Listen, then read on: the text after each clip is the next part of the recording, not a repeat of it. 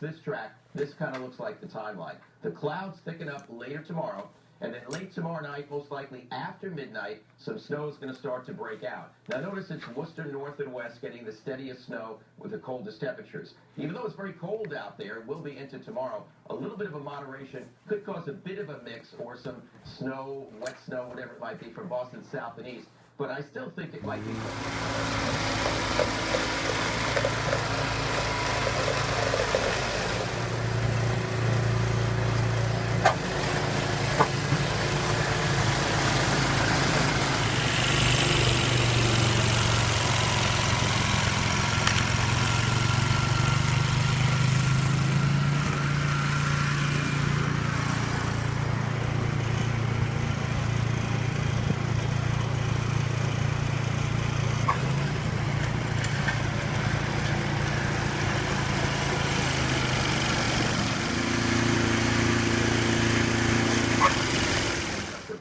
On the Cape, but 1 to 3 inches of snow to the north and to the west, and it could coincide with that morning commute on Friday. Now, there also may be a bit of a complication in the second part to this. I'll talk about that and the weekend forecast and when the next bout of real cold arrives in a little while.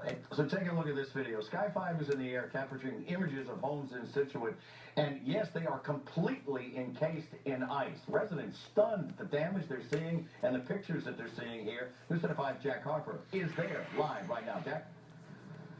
This is one of those houses, no question about it, and it's like living in a freezer now, everything encased in ice. The deck came down, the wall was blown in, and Chris Carroll was very glad she wasn't here. You stayed with some friends, or? I stayed at the Scituate Inn.